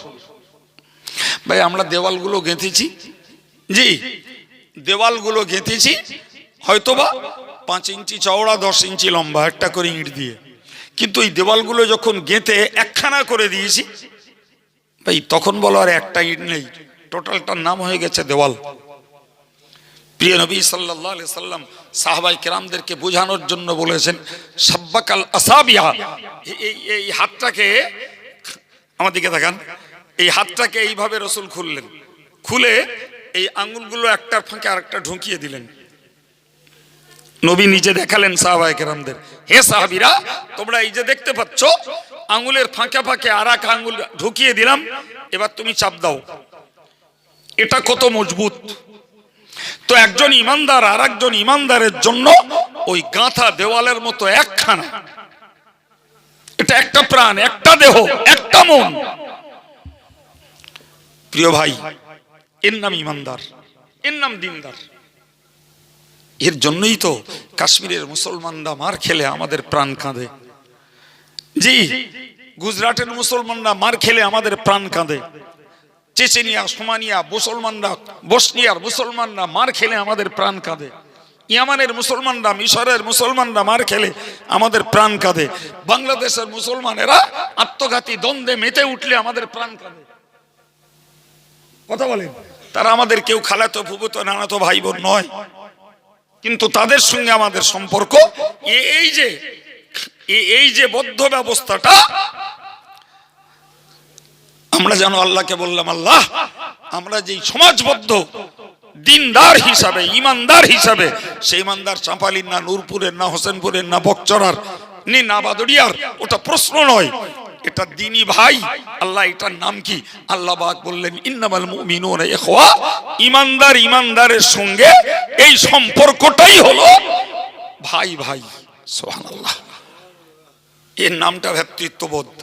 তাহলে একটা ভ্রাতৃত্ব হলো মানবিক, আর একটা ভ্রাতৃত্ব হলো বংশীয়, আর একটা ভ্রাতৃত্ব হলো ধর্মীয়। হযরত সাদ রাদিয়াল্লাহু আনহু আর হযরত আব্দুর রহমান ইবনে আউফ রাদিয়াল্লাহু আনহু, জি তো হযরত সাদ রাদিয়াল্লাহু আনহু তিনি মদিনার মানুষ, আর হযরত আব্দুর রহমান ইবনে আউফ তিনি মক্কার মানুষ। হিজরত করে যখন তিনি মক্কা থেকে মদিনায় এলেন, রাসূল করিম সাল্লাল্লাহু আলাইহি ওয়াসাল্লাম সাহাবায়ে কেরামদেরকে সামনে বললেন যে হে আব্দুর রহমান, তোমার সঙ্গে সাদের ভ্রাতৃত্ব গড়ে দিলাম। সুবহানাল্লাহ। একজন মদিনার আনসারী সাহাবী আর একজন মক্কার মুহাজির সাহাবী, একজন রিফিউজি দেশত্যাগী, জি তিনি এসেছেন মক্কা থেকে, আর মদিনাস্থ সাহাবীর সঙ্গে তার ভ্রাতৃত্ব বোধ গড়ে দিচ্ছেন রাসূলুল্লাহ। মজাটা বুঝুন এবার।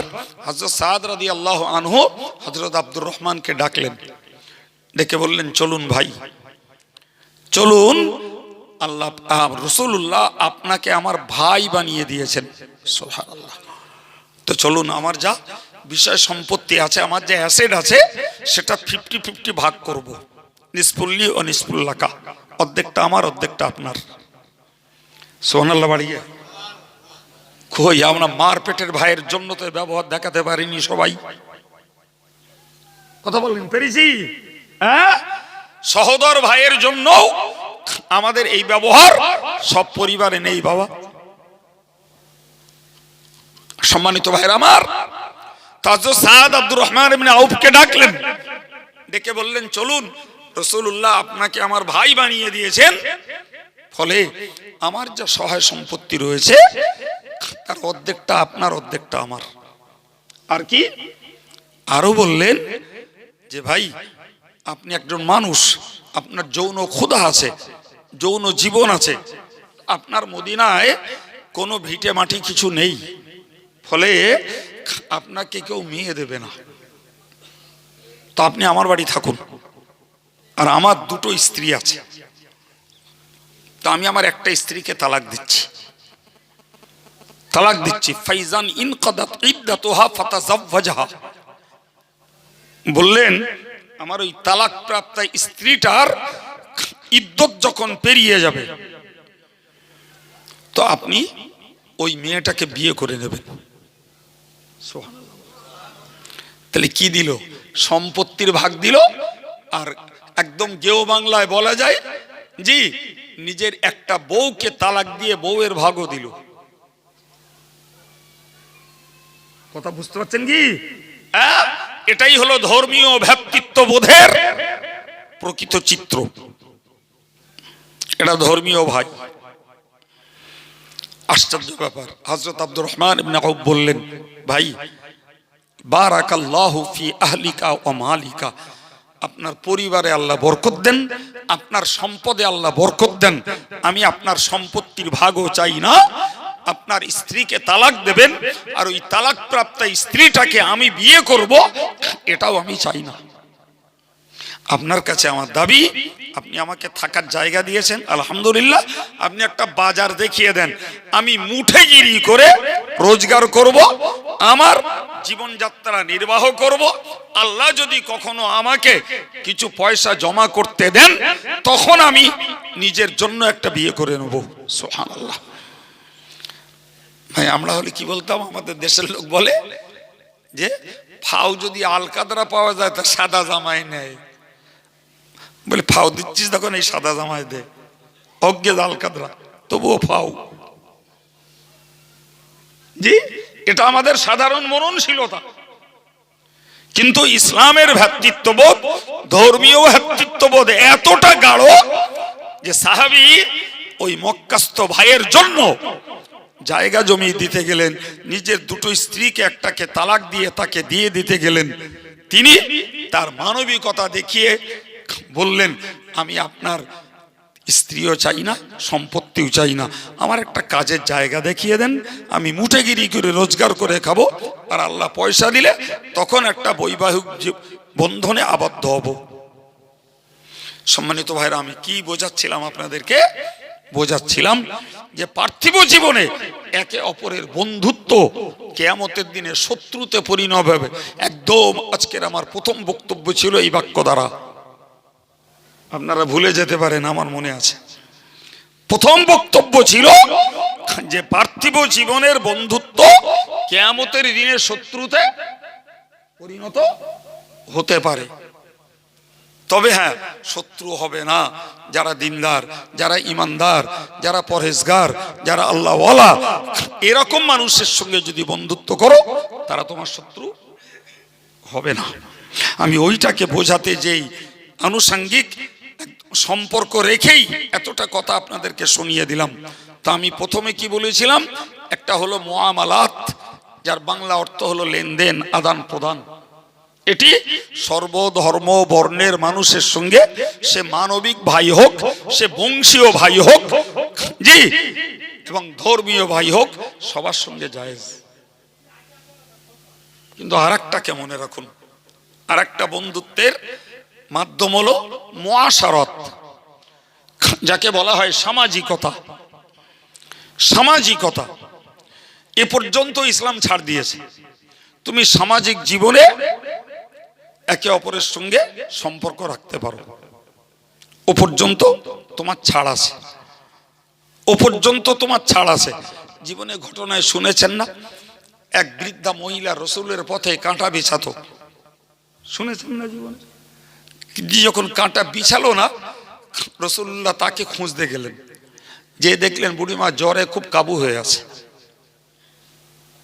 তো রসুল যখন বললেন, বুড়িমা আমি তোমাকে দেখতে এসেছি, তুমি আমার পথে কাঁটা বিছাতে, আজ দুদিন কাঁটা বিছাচ্ছ না, তাই ভাবলাম তুমি অসুস্থ হয়েছ, তাই দেখতে এসেছি। আচ্ছা ও ও বেঁচে থাকবে না বেঁচে থেকে মরে যাবে? বলেন বলেন।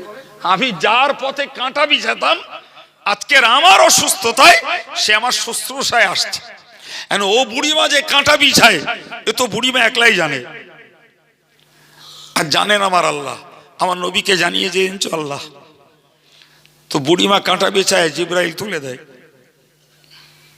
জি প্রিয় ভাইরা আমার, তাহলে এই যে রাসূলুল্লাহ, তার পাড়াস্থ মহিলা, যিনি তার শত্রুতা করার জন্য, কষ্ট দেওয়ার জন্য কাঁটা বিছায়, তার অসুস্থতায় তিনি দেখতে যান।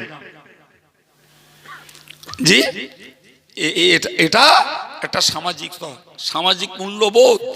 এই লোকটা আমার সমাজের মানুষ, সে হোক না আমার শত্রু। প্রিয় নবী তার মুখ নিঃসৃত বাণীতে জানিয়েছেন যে আহসিন ইলা মান আসা ইলাইকা, আমাদেরকে শেখালেন নবী, যে তোমার প্রতি দুর্ব্যবহার করে, মন্দ কথা বলে, গালি দেয়, তোমার শত্রুতা করে, তুমি তার সঙ্গে সদ্ব্যবহার করো। ফাতাকুন মুমিনান, তাহলে তুমি হতে পারবে প্রকৃত ঈমানদার। সুবহানাল্লাহ। ভাই নফসকে এই কথাটা বোঝানো বড্ড কঠিন। জি ইদ্রিস আমার নামে সমালোচনা করে, আমার নামে মানুষের কান ভাঙানিয়ে দেয়। ইদ্রিসের সঙ্গে আমার দেখা হলো, আসসালামু আলাইকুম। ওয়ালাইকুম আসসালাম। ভালো আছো ইদ্রিস? জি হুজুর, আপনি ভালো আছেন?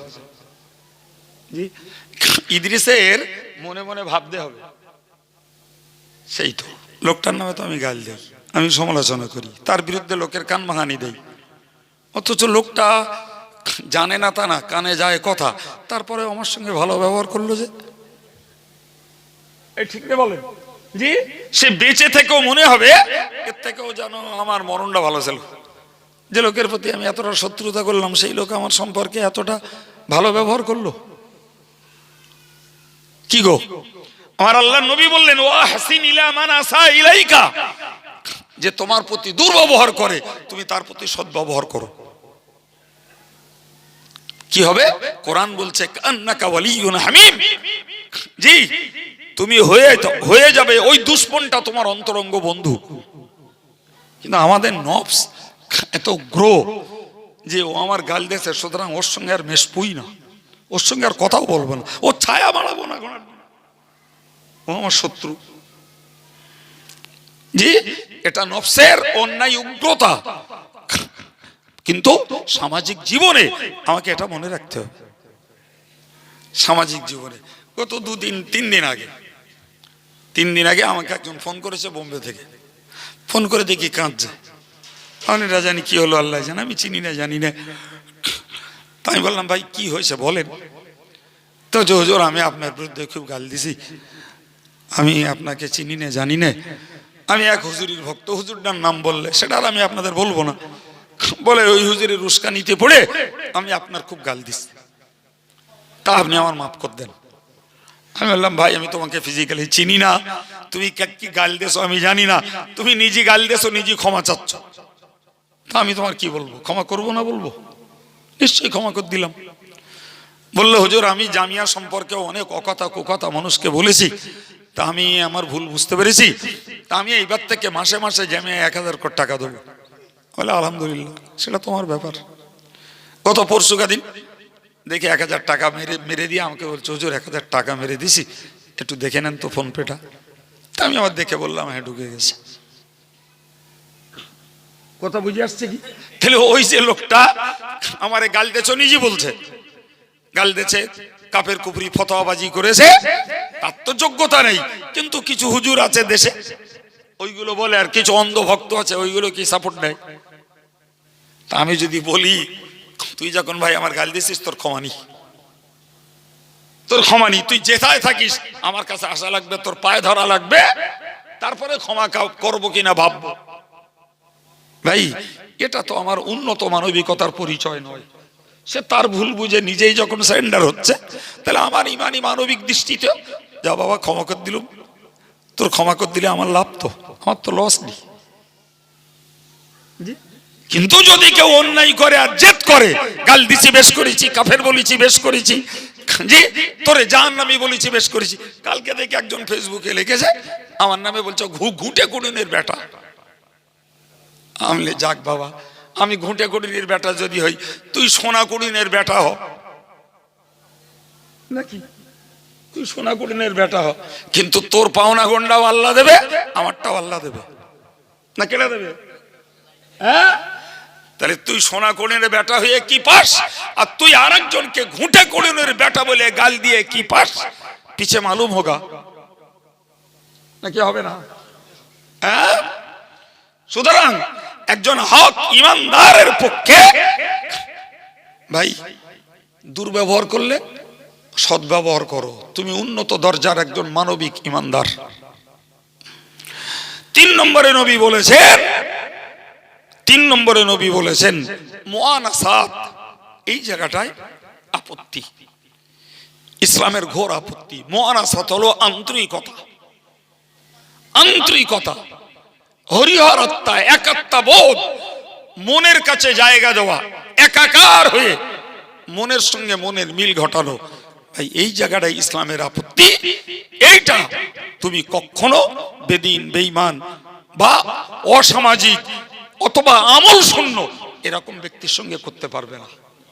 ওই জায়গাটা ইসলাম ছাড় দেয়নি। জি, আমি দিনদার ধর্মপরায়ণ লোক, কিন্তু একজন বেঈমানকে ইনভাইট করে খাওয়াবো, আমি একজন শরীয়তের মুফাসিকে মুলেন প্রকাশ্য ফাসিককে আমি আমন্ত্রণ জানাবো, সে আমাকে আমন্ত্রণ করবে আন্তরিকতার দাবিতে, আমি তার বাড়ি যেয়ে খাওয়া পেওয়া করব, কিংবা তার কথায় আমি কোন ধর্মীয় আচরণ আখলাক আমলকে ত্যাগ করে দেব, এই সুযোগটা ইসলাম দেয়নি বাবা, এই সুযোগ ইসলামে নাই। এটাকে আরবিতে বলে মুআনাসাত, আন্তরিকতা। সুতরাং আমার সেই প্রথম বক্তব্য থেকে এই পর্যন্ত সার কথা এটাই, যদি বন্ধুত্ব তোমার করতে হয় তাহলে বন্ধুত্ব করো ধর্মীয় ভাবে, যে লোকটা ইমানদার, আমলওয়ালা, পরেশগার এবং কোরআন সুন্নাহর অনুসারী, ওই লোকটার সঙ্গে বন্ধুত্ব করো। ওই লোকটা যতদিন পৃথিবীতে বাঁচবে ততদিন তোমাকে অন্তত কুপরামর্শটা দেবে না। জি, আর তুমি যদি মরে যাও, ওই লোকটা তোমার জন্য দোয়া খায়ের করবে, নেক দোয়া করবে, বদদোয়াটা করবে না। আর ওই লোকটা যদি মরে যায়, তাহলে তুমি অন্তত জীবনে তার দ্বারাতে কোনো কুটবুদ্ধিটা পাবা না, সে অন্তত তোমাকে শুভ বুদ্ধিটা দেবে। এই কথা বুঝতে পারছেন কি? জি, আপনি বাস্তবটা মিলিয়ে নেন, বেয়াদবি নেন না, বাস্তবটা মিলিয়ে নেন। ভাই আমরা দেখি না কোনো মানুষের মৃত্যুতে সংস্কৃত ভাবে কিছু সমবেদনা জানানো হয়, মুখ্যমন্ত্রী অমুকের মৃত্যুতে শোকতাপ করেছেন, প্রধানমন্ত্রী অমুকের মৃত্যুতে শোকবার্তা পাঠিয়েছেন, দেখতে পান না? হ্যাঁ ভাই, শোকতাপ, শোকবার্তা বা শোকাহত হয়েছে, অমুকের মৃত্যুতে অমুক কেঁদে যার যার হয়ে গেছে, কিচ্ছু লাভ নেই, ফুটো পয়সার লাভ নেই। কে তোমার জন্য শোকবার্তা দিল, কে শোকাহত হলো, সে কে শোকতাপ প্রকাশ করলো, ওতে কিচ্ছু লাভ নেই। লাভ একটাতেই, সেটি হলো আল্লাহ আমার ভাই মারা গেছে, তুমি তাকে মাফ করে দাও। আল্লাহ আমি 10 বার কলেমা পড়েছি, এর সওয়াবটা তুমি তার রুহে বকশিশ করে দাও। এটাই ছিল একজন ইমানদার বন্ধুর কাজ। আর ওই কাজটাই তাম বিশ্ব জুড়ে আহলুস সুন্নাত ওয়াল জামাতের আকীদাপন্থী এবং খাস করে মুজাদ্দিদে জামানের সিলসিলার আর বসিরাট আল্লামা হুজুরের কিতাবের অনুসরণের মানুষরা করে থাকে। সুবহানাল্লাহ বলেন। আমরা নিজের জন্য ক্ষমা চাই, পরিবারের জন্য ক্ষমা চাই, বিশ্ব ইমানদার মুসলমানের জন্য মাপ চাই। আল্লাহ কিছু সওয়াব দিলে তা সংশ্লিষ্ট ব্যক্তিদের জন্য যেমন সবরেসানি করি, তাম বিশ্বের ইমানদার মুসলমানের জন্য সবরেসানি করি। ওই কাজটা রাজনীতিবিদ করে না, ওই কাজটা ডাক্তারবাবু করে না, ওই কাজটা মাস্টারমশাই করে না, ও কাজটা এমএলএ এমপি সাহেবরা করে না, ও কাজটা মুখ্যমন্ত্রী প্রধানমন্ত্রী করে না।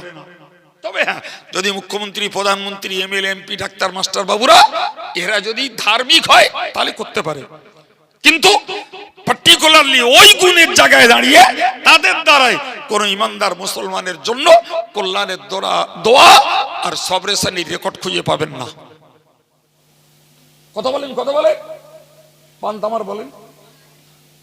যদি পান, আপনার গ্রামে ন্যূনতম কি বিরাট যোগ্যতম একজন ইমাম আছেন, ওই ইমামটার দ্বারাই পাবেন। সে সবরেসানি করলে তাম বিশ্বের মুসলমানের জন্য করবে। একজন দিনদার মানুষকে পাবেন, সে যদি সবরেসানি করতে জানে, শুধু তার বাপ মা দাদা দাদি এদের জন্য করে না, বরং গোটা বিশ্ব মুসলমানের জন্য দোয়ায়ে খায়ের এবং ইসালে সওয়াব করে। সুবহানাল্লাহ। জি প্রিয় ভাইরা আমার, এতেই প্রমাণ হয় যে দিনদার ইমানদার আল্লাহওয়ালা পরেজগার সে সাধারণ মানুষ হোক আর হাফেজ আলেম হোক, ধর্মীয় কোনো ব্যক্তিত্ব হোক, এদের সঙ্গে বন্ধুত্ব করলে মরার পরে অন্তত ইলাপটা পাওয়া যাবে। এমনকি নিজের ছেলেরা, নিজের মেয়েরা, নিজের বিধবা স্ত্রী এরা হয়তো দোয়া করে না, কিন্তু একজন আল্লাহওয়ালা দিনদার ইমানদার হাফেজ আলেম ইমাম সাহেব এরা দোয়াটা করে। ঠিক না ভুল? জি প্রিয় ভাইরা আমার, সময় পাস করা আমার অভ্যাস নয়, সবাই জানেন। উঠিছে, আলোচনা শুরু করেছি, একদম ওভার টাইম দিয়ে ফেলেছি। আল্লাহ কবুল করেন, বলুন আমিন। আমার ডাক্তার সাহেবের আবেগ ভরা এই দোয়ার মজলিস মরহুম ডাক্তার সাহেবের জন্য ভাই আল্লাহ কবুল করেন, এবং আমরা এই মজলিসে বসে যে জ্ঞান লাভ করেছি তার উপরে আমাদের জীবনটাকে কায়েম রাখতে আল্লাহ তৌফিক দেন, বলুন আমিন। ওমা আলাইনা ইল্লাল বালাগ। আসুন প্রিয় নবীর প্রতি সালাম। ইয়া নবী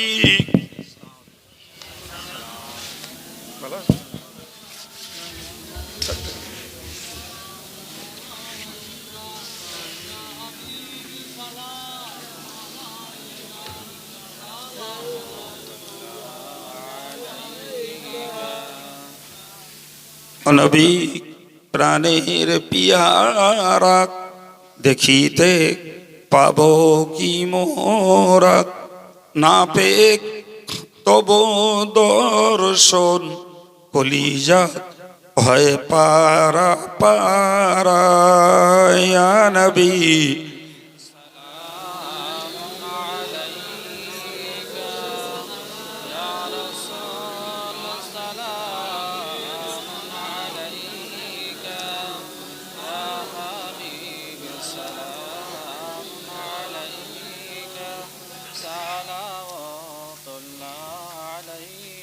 আমরা যে নবীর দিওয়ানা, তিনি যে মোদের ঠিকানা, কবে যাব আবার মদিনা, পাঠালাম সালামের নজরানা।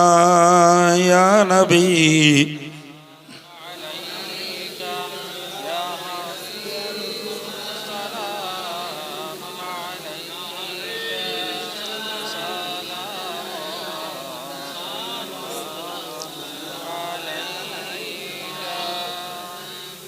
या रब्बी सल्ली व सल्लिम अला खैर खल्क़िक, भेजे रब मेरे दरूद सलाम बरगुज़ीदा नबी पर आपने मदाम बलगल उला बिकमालिही कशफत दुजा बिजमालिही हसनत जमीउ खिसालिही सल्लु अलैहि व आलिही अल्लाहुम्मा सल्लि अला।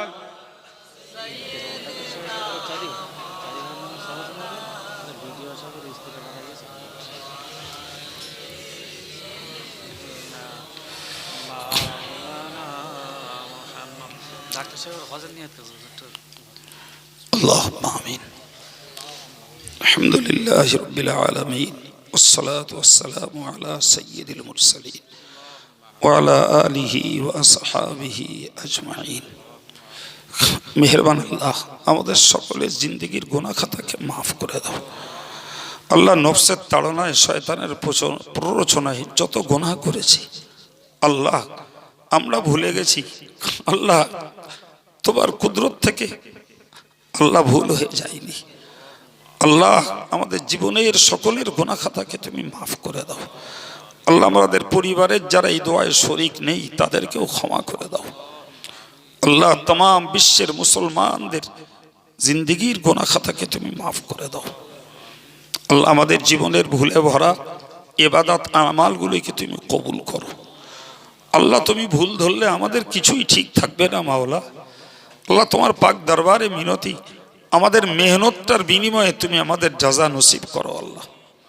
আল্লাহ আজকের এই সুন্দর দোয়া সবরেসানির মাহফিলটাকে কবুল করো আল্লাহ। আমাদের ওয়াজ নসিহত, দোয়া দরুদ, তাসবিহ, তাহলিল, তেলাওয়াত আমরা যা কিছু করতে পেরেছি, মেহমান নওয়াজির ব্যবস্থাপনা আল্লাহ, নেকির আশার আমাদের ক্ষুদ্র থেকে ক্ষুদ্র কাজগুলোকে কবুল করে নাও আল্লাহ। তুমি রহমত খুশি হয়ে যাও আল্লাহ। তুমি সন্তুষ্ট হলে আমাদের শ্রম সার্থক হবে আল্লাহ। তুমি যদি সন্তুষ্ট না হও সব বেকার হয়ে যাবে আল্লাহ। আল্লাহ তুমি মেহেরবানি করে কবুল করে নাও রব্বুল আলামিন। আমাদের এসবের বিনিময়ে খুশি হয়ে যে সওয়াব তুমি নসিব করো, সর্বজ্ঞের রসুল করিমের পাক রূহে এর সওয়াব তুমি বকশিশ করে দাও আল্লাহ। হুজুরের আলা ওলাদ আজওয়াজে মুতাহহারাত, সাহাবায়ে কেরাম, তাবেঈন, তাবে তাবেঈন, পিরানে তরিকাত, বুজুর্গানে দ্বীন হুজুরদের রূহে সওয়াব পৌঁছে দাও। तमाम দুনিয়ার জিন ইনসান ঈমান নিয়ে যারা পরলোকগত সকলের রূহে সওয়াব পৌঁছে দাও। চার মাযহাবের ইমাম, চার তরিকার ওলিয়া কামেল হুজুরদের রূহে সওয়াব পৌঁছে দাও আল্লাহ। খাস করে ফুরফুরা শরীফের দাদা হুজুর কিবলা, তার আল আওলাদ, তার খলিফা হুজুরদের রূহে সওয়াব পৌঁছে দাও।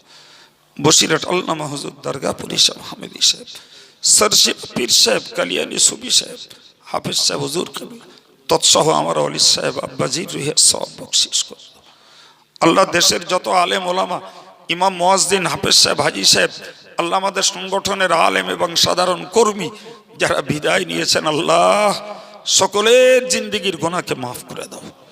এর সওয়াব তাদের রূহে তুমি বকশিশ করে দাও আল্লাহ। আমাদের প্রত্যেকের আবা আজদাদ, পিতিরি মাতিরি, শ্বশুর শাশুড়ি, বংশের যারা কবরে চলে গেছেন আল্লাহ, ইমানের খাতিরে তাদের জীবনের গুনাহগুলোকে মাফ করে দাও আল্লাহ। এর সওয়াব তুমি তাদের রূহে বকশিশ করে দাও আল্লাহ।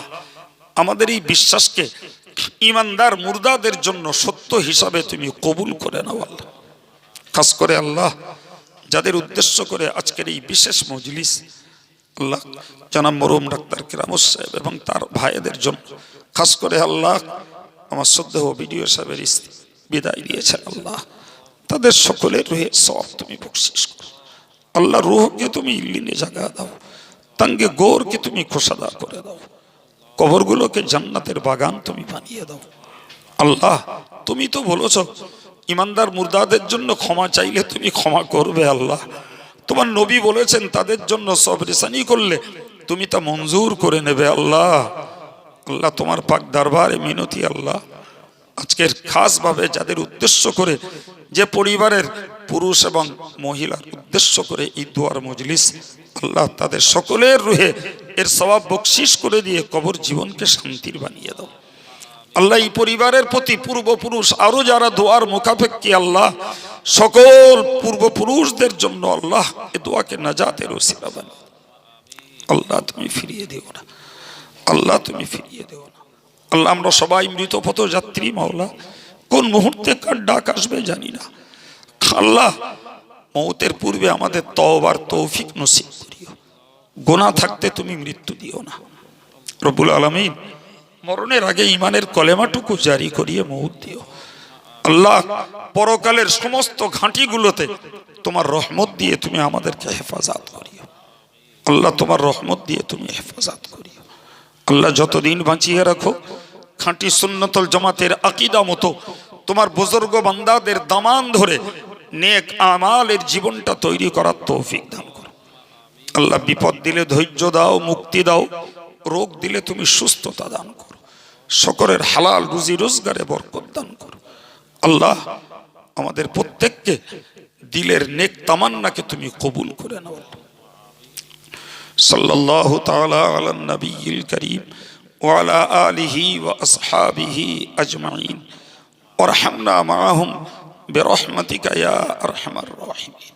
আল্লাহ পরিশেষে তোমার কাছে মিনতি করি, আল্লাহ আমার শ্রদ্ধেয় জনাব ডাক্তার সিরাজুল ইসলাম সহ হজ পাকের নিয়ত করেছেন, আল্লাহ তাকে সহ তার সঙ্গী সাথী যারা সকলের দেহ মনকে সুস্থ রেখে দিয়ে আল্লাহ মকবুল হজ করবার তৌফিক নসিব করি।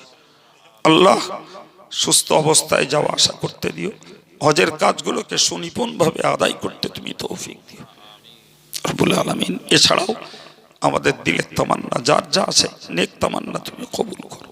সুবহান রাব্বিকা রব্বিল ইজ্জাতি আম্মা ইয়াসিফুন ওয়া সালামুন আলাল মুরসালিন আলহামদুলিল্লাহি রাব্বিল আলামিন। ربنا تقبل دعاءنا ببركة هذه الكلمة الطيبة لا إله إلا الله محمد رسول الله। সম্মানিত ভাইরা, জামিয়া রহমানিয়ার ইসালে সাহেবের দাওয়াত সবাইকে দিচ্ছি। যে সমস্ত ছেলেরা বিল কুপন নেন একটু নেবেন দাবি করছি। যারা অনেক সময় নগদ পয়সা দিয়ে জামিয়ার খেদমতে সহযোগিতা করেন তাদের কাছেও দাবি, সবাই যেমন যখন সুযোগ হয় আল্লাহর রস্তে পয়সা কড়ি জামিয়ায় দিয়ে সাহায্য বজায় রাখবেন। আসসালামু আলাইকুম। সকলকে তাবাররুক।